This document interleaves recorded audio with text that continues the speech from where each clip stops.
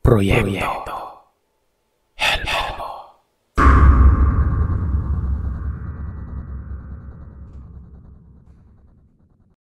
Tawagin mo na lang akong B-Boy Sir Seth.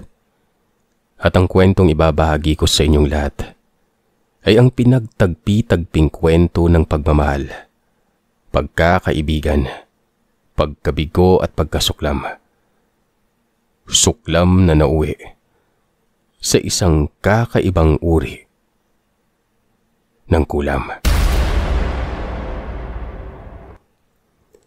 Ilang taon na ang nakakalipas nang makilala namin ng matalik kong kaibigang si Rodney, ang waitress sa isang bar sa Tomas Morato. Naitago na lamang natin sa pangalang Dalia. 25 taong gulang pa lamang kami noon ng tropa kong si Rodney, kaya halos gabi-gabi kaming umiinom pagkatapos ng trabaho namin sa isang maliit na advertising agency. Huwag na nating pangalanan yung bar sa Tomas Morato kung saan kami laging naglalasing. Pero nang una kong maspatan si Dalia sa madilim na bar na nagsiserve ng malamig na beer, napanganga talaga ako nun. Hindi lamang ako na-attract sa itsura niya, para akong nagayuman ng kakaiba niyang ngiti. Ang ikinabad trip ko lang ay parang medyo matagal na palang kilala ni Rodney si Dalia. Dahil doon kasi sa bar na yun ay palaging umiinom ang best friend kong kamukha ni Dennis Trillo. May itsura si Rodney, kaya naman kitang-kita ko nung unang beses kong nakita si Dalia kung gaano siya kahuk sa kapugian ng tropa ko. Nahiya ako nang ipakilala ko ni Rodney kay Dalia. Dalia, best friend ko pala, si B-Boy. Maayos ang pagpapakilala ni Rodney sa akin, pero parang hindi maayos ang itinugon ni Dalia nang titigan ako mula ulo hanggang paa. Chubby, sabay tawa nito. Pinigilan niya pang mapabulalas ng tawa talaga. Nainsulto ako sa reaksyon ni Dalia noon. Chubby. Kinamuhian ko ang salitang chubby simula ng gabing yon. Chubby daw ako, Sir Seth. Siguro nasabi ni Dalia yun kasi naka all-white uniforms ako noong oras na yun. Nakakalapad nga naman ang katawan ng puti. Besides, gabi-gabi akong umiinom kaya ang laki na ng tiyan ko sa edad na 25. Okay, sige, sabihin nating bilugan ng kung anumang itsura ko. Bilugan ng mukha ko, ang mga hita at tiyan ko. Lalo ng ilong ko. Kaya biik ang tukso sa akin nung bata ako eh. Hindi ka biik. Yan naman ang palaging pampatahan sa akin ng yaya munda ko noong 8 taong gulang ako. Hindi pumapayag ang yaya ko noon na nadidihado ako ng mga kalaro ko sa kalsada. Palagi niya akong ipinagtatanggol, kino-comfort, pinapatahan. Pero nang gabing na-offend ako ni Dalia nang iisang salitang kumabog sa pagkatao ko o pagkalalaki ko. Wala na noon ang yaya mundang ko. Matagal nang umuwi sa probinsya nila, sa Agusan del Norte. Mag-isa kong kinimkim ang sama ng loob. Medyo, yung love language ko pa naman, Sir Seth, ay words of affirmation. Kumbaga, yung mga salita magpapasaya sa akin or papatay sa akin. Totoo yun. Sa mga love language yan is words of affirmation. Alam niyo ang ibig kong sabihin. Para paiksiin natin ang kwento ay niligawan ni Rodney si Dalia at agad siyang sinagot nito. Naging magjowa sila sa harapan ko pa. Nangyari yun ng birthday ko. Nagmagyaya ako sa opisina na mag-inuman sa bar nila Dalia. Birthday ko yon, pero sinapawan ako ng tropa kong insensitive. Hindi nga kaya ramdam noon na trip ko rin si Dalia. Pareho kaming lalaki. Dapat alam niya yun, di ba? Kaso wala eh. Hindi man lang nagpasintabi ng birthday celebration ko. Doon at noon pa talaga nang hingi ng matamis na oo si Rodney kay Dalia. Mabilis namang sumagot agad itong si Dalia na akala mong kating-kati sa best friend ko. Umoo ito. Agad-agad. Bad trip, diba? Ang ending, silang dalawang magjowa ang naging center of attraction at buhay ng party noong birthday celebration ko. Sagot kong inuman, pero sila ang sumaya at nabusog ng alak ang tiyan. Umiyak ako pag uwi ko noong gabing yon. Umiyak ako na parang 8 taong gulang na inaway na naman ng kung sinong bully na kalaro ko sa kalsada. Napadapa ako sa kama. Napahagulgol. Kung nandito lang si Yaya. Bulong ko sa sarili ko habang iyak ako ng iyak noon. Yari kayo kay Yaya. Mag-isa na kasi akong nabubuhay sa bahay ng mga magulang kong parehong nag-migrate sa Canada. Pagka-graduate ko ng college. Yung lumang bahay namin, ako na lang ang nakatira. Ayoko kasing tumira sa ibang bansa. Gusto ko pa rin dito sa atin. Nang gabing yon ay naalala ko ang kwento ng Yaya Mundang ko sa akin. Isang kwentong hindi ko makalimutan hanggang ngayon. Hindi ko kasi alam kung totoo o imbento lang ng yaya ko ang kwentong yon para lang katakutan ito o para katakutan siya at palaging sundin sa mga pinag-uutos niya sa akin. May edad na si Yaya Mundang nang iuwi siya ng mama ko mula sa probinsya nila sa Agusan. Bisaya ang yaya ko pero sa Agusan na ito lumaki at tumanda. Siguro mga 50 anyos na siya noon pataas. Hindi siya mukhang lola pero kapag nakita mo ang yaya ko, kikilabutan ka sa titig niya. Sinasabi niya palagi sa akin kapag gabi at pinapatulog na ako sa kama kong ginawa pa ng papa ko sa woodshop niya. Na may kapangyarihan umano siya. Isang kakayahan na hindi normal. At wala ang ibang normal na tao. Kaya kung hindi umano ako matutulog kaagad, baka kung anong magawa niya umano sa akin, napagsisihan ko. Pinilit kong paaminin sa Yaya Mundang kung ano yung kapangyarihan na sinasabi niya. Buyagan. Isa raw siyang buyagan. Tama ako ng pagkakapronounce mga kagiliw, no? Baka magkamali ako eh. Anyways, 8 taon lang ako noon. Hindi ko siya kaagad naintindihan nung unang sambit niya ng salita. Ang yaya kong kulay puti ang mahabang buhok at walang guhit ang mga palad ay isang buyagan. Isinilang raw siyang may kumpletong ipin na pagkalabas niya. Nangilabot ako sa naisip ko nung bata ako. Isang bagong panganak na sanggol na may kumpletong ngipin. Medyo nakakadiring, nakakatakot. Sa totoo lang, nang ipakita niya sa akin ang mga palad niya ng gabing yon, napatalukbong kaagad ako sa takot. Sobrang kinis at sobrang puti ng mga palad niya. Wala itong mga linya. Hindi normal na tao si Yaya. Kinakantahan niya pa ako ng hindi pang karaniwang kanta. Sa usa ka hunghong, adunay misteryo. Itom nga pulong, pagputol. Madisgrasya ka kung ipadala ang akong itom nga pulong. Na sa Tagalog ay, sa isang bulong ay may hiwaga. Salitang itim, nakakahiwa. Magkakasugat ka kapag pinadalhan ng itim kong kataga. Kapag ayaw ko pa ring matulog, pagkatapos ng paulit-ulit ako kantahan ng Bisayang kanta, magkikwento na siya ng nakakahilakbot na istorya. Sa kwento ni Yaya Mundang, sa probinsya o Manila ay may 3 uri ng tao. Ang mga normal na mamamayan, ang mga babaylan na mas kilala ngayon bilang mga manggagamot, at mga mangkukulam. B-boy, isa akong mangkukulam. Pag-amin ni Yaya Mundang sa akin, Bawat isa umano sa pamilya nila ay marunong mangulam pero mas kilala ang angka nila bilang buyagan.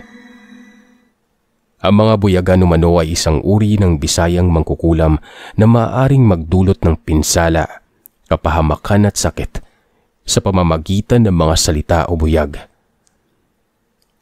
Sabi pa ni Yaya Mundang, pwede raw silang makaapekto hindi lamang sa mga tao, kundi pati na rin sa mga halaman, hayop at mga bagay na walang buhay. Nagdudulot sila ng pinsala sa pamamagitan ng pagpuri sa isang tao o isang bagay, alinman sa hindi sinasadya o may masamang hangarin.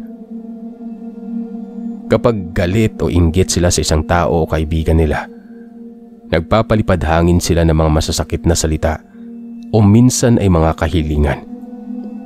Mamatay ka ng hayop ka, magkasakit ka sana, malasin sana ang angkan mo, magkasakit ka sana, panghabang buhay. Ito ang mga karaniwang buyag na pinapadala nila sa hangin. Nagsisimula ang lahat sa simpleng pagbulong habang katabi o kasama pa nila ang gusto nilang kulamin. Pero kapag hindi na nila kasama ang target nilang patayin na tao, gumagawa sila ng kakaibang ritual. Isang madilim na ritual o yung tinatawag nating itim na mahika. Sa isang altar ay nagtatayo sila ng mga maliliit na ribulto na anyong tao, pero gawa sa mga nabubulok na ngipin ng tao. Karaniwan umano, kumukuha at nangangalkal sila ng ngipin ng tao sa mga sementeryo at sa mga lumang ospital. Kapag nakakuha sila ng ngipin mula sa gusto nilang biktimahin, mas mabuti. Iniipon nila ang mga ngipin at bumubuo ng malahugis taong ribulto na isang dangkalang taas. Napapaligiran ng iba't ibang halamang may tinik ang ribulto. Nakatirik ang pulang kandila sa buong altar bago sila tumawag ng kakampi. Yun ang tawag nila sa isang itim na espiritu. Sir Seth, may si demonyo ang Yaya Mundang ko. Dahil nang awayin ako minsan ni Carlo na kuya ng kalaro kong si Amboy at umuwi ako ng bahay namin na duguan ng uso. Nakita kong tumirik agad ang mga mata ni Yaya at umusal ng mahinang panalangin nun. Hindi ako sigurado kung panalangin ba talaga yon. Pero ang nakakasiguro ako, nagkasakit agad ang kuya Carlo ni Amboy. Nung gabi na yon, sinugod sa ER si Carlo dahil bigla umanong namaga ang kamay nito. Yung kanang kamay na pinangsuntok niya sa akin ay biglang lumobo at sumakit ng husto ng biglaan. Nakasilip kami noon ni Yaya Mundang sa bintana habang pinapanood ang mga magulang ni Carlo sa pagbubuhat sa kanya papasok sa sasakyan. Ang masaklap, pagdating nito sa emergency room, nagnanana na agad ang kamay nito kahit wala itong sugat. Lumobo ng lumobo ang kamay ni Carlo hanggang sa nagkaroon ng impeksyon sa loob nito. 3 araw lamang ang lumipas nun. Putol na ang kamay niya. Si Carlo na 15 taong gulang na kuya ng kalaro kong sumuntok sa akin sa ilong. Si Carlo na kuya ng kalaro kong 8 taong gulang din. Tinanong ko si Yaya kung may kinalaman siya sa nangyari kay Carlo. Nginitian niya lang ako at hinimas sa ulo. Mahal kita, B-boy. Yun lang ang nasabi ng Yaya ko. Mabilis na lumipas ang panahon at nagising na lamang ako na ihahatid na ni Mama si Yaya Mundang pabalik sa probinsya. Nagkaroon kasi ng matinding sakit noon si Yaya. Niyakap niya pa ako kahit na puno ng butlig ang mga muka at braso niya. Umalis si Yaya Mundang at yun na ang huli naming pagkikita. Lumipas ang panahon, mabilis akong lumaking damulag. Tumaba ako, kakalamo ng junk food. Hindi ako lumalabas ng bahay pag galing sa eskwelahan dahil puro video games lamang ako noon. Nakilala ko sa online gaming si Rodney na naging best bud ko. Hanggang college yun. Hanggang sa nakapasa kami pareho sa ad agency.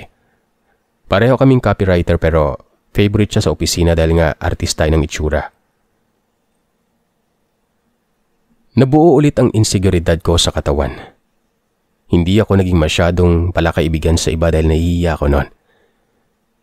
Si Rodney lamang ang nagtutulak sa akin na magkaroon ng nightlife o mag-iinom.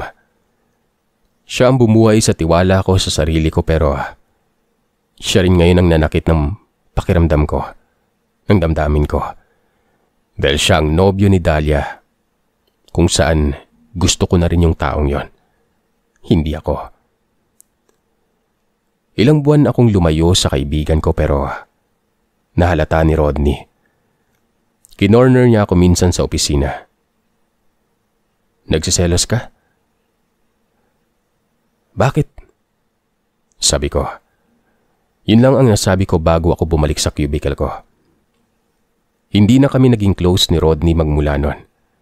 Hindi na rin ako uminom ulit sa paboritong bar namin sa Tomas Morato dahil naroroon pa rin si Dahlia. Isang gabi, napadaan ako sa bar na yon. Umuulan kasi nun. Sobrang lakas. Absent si Rodney sa trabaho. Gusto ko munang magpatila ng ulan bago umuwi. Nagulat ako sa nakita ko sa loob ng bar. Si Dahlia, nakakandong sa isang foreigner nun na medyo hawig kay James Corden. Bigla akong napapasok ng tahimik lang sa bar para kumpirmahin ang nakita ko. Hindi lang nakakandong ang waitress na si Dahlia sa lalaking foreigner na to. Naghahalikan pa sila. Hindi ako nakita ni Dahlia at pakiramdam ko, gusto talagang ipakita ni Dahlia sa lahat ng tao sa bar na lumalandi siya sa foreigner na yon. Mas naklap sa lahat, Sir Seth. Chubby yung foreigner kaysa sa akin. Diba? Hay. Inilabas ko ang cellphone ko at binidyoan ko si Dahlia at ang foreigner na ito. Pagkatapos ay pinadala ko ang video kay Rodney. Sumunod na araw, mabilis akong kinorner ulit ni Rodney at malakas na sinuntok sa ilong. Dumugo ng malala ang ilong ko. Gulat na gulat ako sa sinabi niya. Naiinggit ka lang. Inggit ka, B-boy. Kaya gusto mo kaming paghiwalayin ni Dahlia. Hindi ako nakakibunon. Dahil totoo naman ang sinabi niya. Oo, sige. Aminin ko. Inggit na inggit ako kay Rodney dahil nasa kanya na halos ang lahat. Pero yung concern ako sa kanya dahil dinudumihan na siya sa ulo ni Dahlia. Hindi man lamang natanggap o ikinatuwa ng matalik kong kaibigan nun. Sumabog ang galit ko. Hindi palabas kundi paloob. Mas delikado, di ba? Dahil ang sunod kong ginawa. Tinawagan ko ang magulang ko sa Canada. Hiningi ko kung meron pa ba siyang kontak ko kung saan ko mahanap si Yaya Mundang. Ibinigay ni Mami ang address ni Yaya. Lumipas ang 2 araw. Nasa bahay na ako ni Yaya Mundang sa may Agusan. Gulat na gulat siya nang makita ako. At gulat na gulat din ako dahil hindi nagbago ang itsura ni Yaya. Hindi siya tumanda. Ikinuwento ko sa kanya ang lahat ng nangyari sa buhay ko. Simula nang umuwi siya at iwan ako. Kitang-kita ko pa rin ang pagmamahal ng Yaya ko sa akin. Yaya, kailangan ko ng kapangyarihan mo. Bulong ko sa kanya nung maghahapunan na kami. Tinanong niya sa akin kung sigurado raw ba ako sa sinabi ko. Oo, Yaya. Ipapakulam ko tong taon na to. Mariin kong pagbibigkas, kahit na pabulong ko itong sinabi sa kanya. Pagkatapos ng hapunan ay niyaya niya ako na lumabas ng bahay. Tinanong ko siya kung saan kami pupunta. Pero hindi siya kumibo.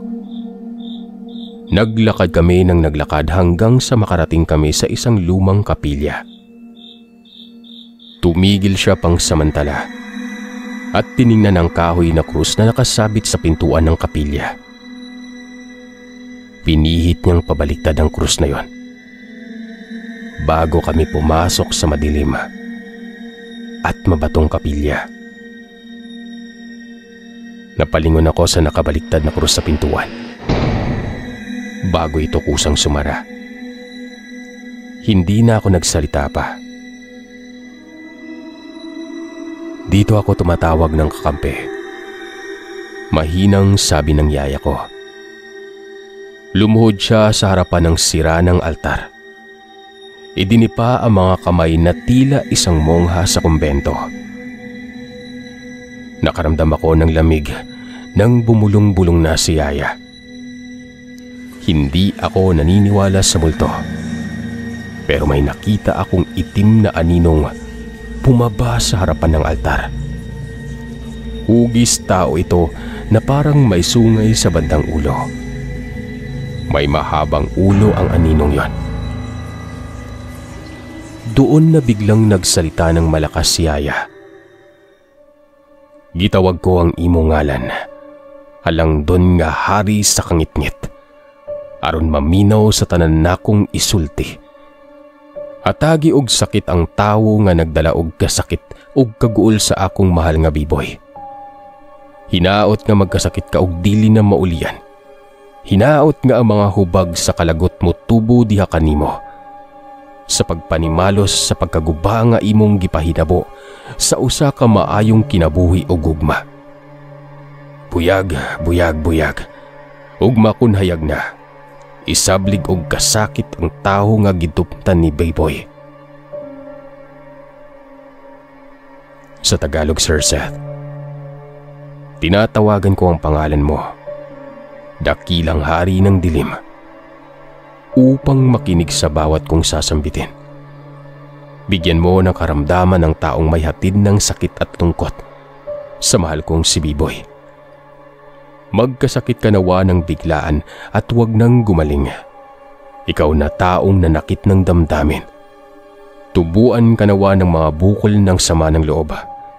Bilang higante sa dinulot mong pagwasak sa maayos na buhay at pag-iibigan. Buyag, buyag, buyag. Bukas kapag lumiwanag, magsaboy ka ng sakit sa taong kinamumuhian ni Biboy. Nang sumunod na araw, ginising ako ng isang tawag sa cellphone. Sinagot ko ang tawag na yon, kahit na pupungas-pungas pa ako. Kailangan mong pumunta sa ospital na tinext ko sa'yo. Magkita tayo. Yun lang ang sinabi ng matinis na boses. Nagpaalam ako agad sa yaya mundang ko. Ipapaliwanag ko pa lang sa kanyang lahat pero pinigilan niya na akong magsalita. Alam niya na umano kung anong nangyari. Nakaramdam ako ng pagkokonsensya at takot nang makita kong ngumiti muli ang yaya ko. Naalala ko yung sandaling nalaman namin na pinutulan ng kamay ang kuya ng kalaro ko noon. May isa demonyo ito pero bakit ba ako lumapit sa kanya? Kinuha ko ang cellphone number ng anak niyang babae na si Horacia bago ako tuluyang umalis. Pero habang nasa eroplano ako pabalik ng Maynila, hindi ako mapakali sa kinauupuan ko. Parang may kasama akong hindi ko nakikita nun. May kung anong hininga na bumubulong sa tenga ko. Pero wala namang sinasabi. Hindi ko alam kung praning lang ako o natatakot ako sa ginawa kong pagpapakulam sa taong kinamumuhian ko nun. Pagdating ko sa isang ospital sa QC, tumigil muna ako sa parking lot para magyosi. Kabang-kaba ako. Hindi ko alam kung anong makikita ko sa ICU. Tama, nasa ICU siya kaagad. Ganun kabilis tumalab ang kulam ni Yaya sa kanya. No smoking. Isang boses ang nagpatigil sa kaba ko. Tinitigan ko siya ng matagal. Gusto kong maluha para sa kanya dahil sa haba ng text message na tatanggap mo mula sa kanya. Nang i-on ko yung cellphone ko, paglapag sa naiya. Pero pinigilan ko ang sarili ko. Pinigilan ko ang mga luha ko na pumatak, lalo na sa harapan niya. Naglakad kami papasok sa ospital at nang malapit na kami sa ICU, takot na takot akong sumilip sa bintana.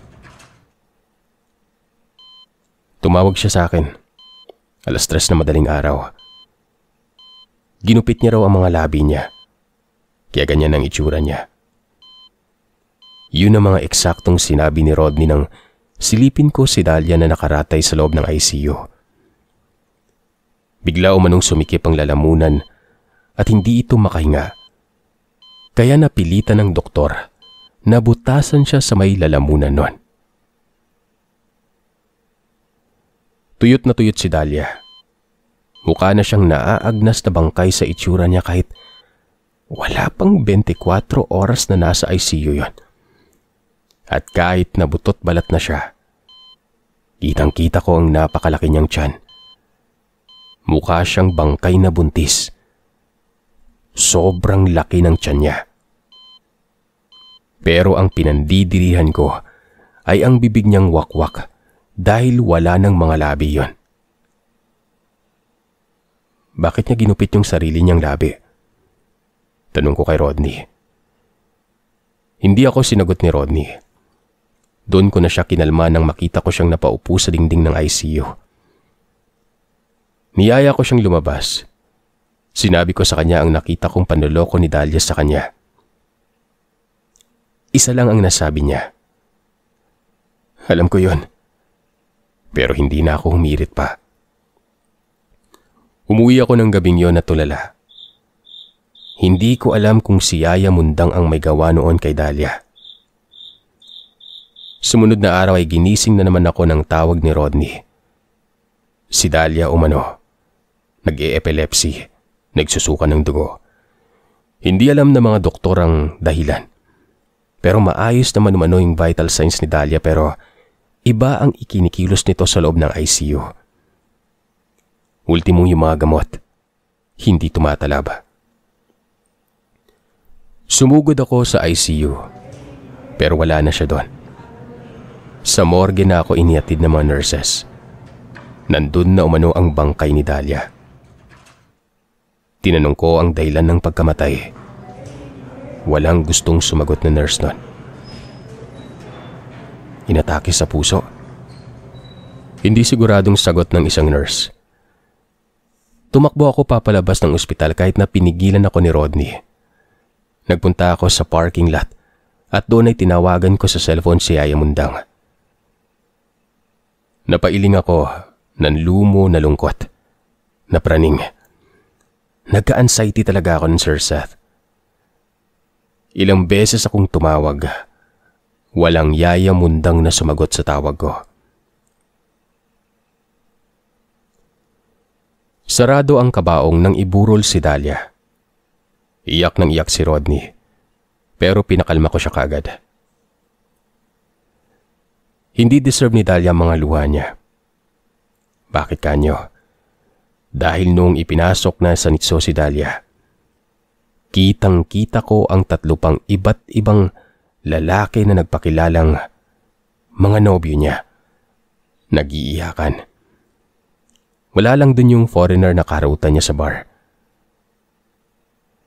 Isa lang ang nasabi ko kay Rodney nung pasakay na kami sa service car. Deserve.